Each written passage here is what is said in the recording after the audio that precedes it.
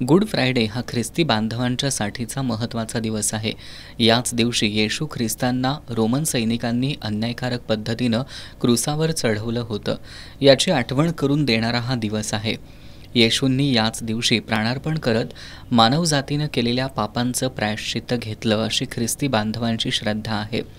या दिवशी ख्रिस्ती बांधव जागतिक शांतता आणि प्रेमासाठी प्रार्थना करतात. प्रभू येशू ख्रिस्ताने जे मानवजातीसाठी जे बलिदान दिलेलं आहे त्या दिवसाचं स्मरण आम्ही वाइल्डर मेमोरियल चर्चमध्ये करणार आहोत. आणि जे 7 उद्गार वधस्तंभ असताना प्रभू येशू ख्रिस्ताने जे उद्गारले त्याच्यावर आम्ही विचार मनन करणार आहोत.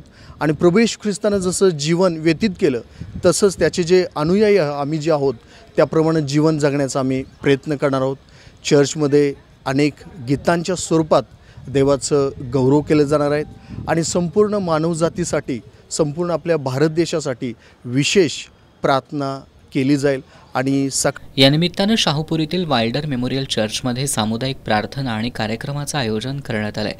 याचबरोबर उद्या होणाऱ्या प्रार्थनेसाठी ख्रिस्ती बांधवांनी चर्चमध्ये सकाळी 8 वाजता वेळेवर उपस्थित राहावं, असं आवाहन चर्चच्या सेशन समितीतील सदस्य आनंद म्हाळुंगेकर यांनी केलं आहे. तर मराठीची जी भक्ती आहे गुड फ्रायडेची, उत्तम शुक्रवारची, विशेष करून ती 12 ते 3 या वेळेत होईल.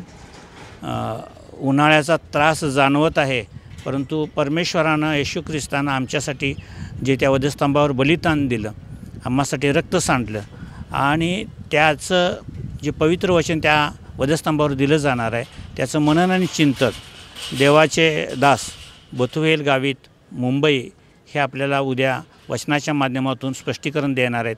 त्यासाठी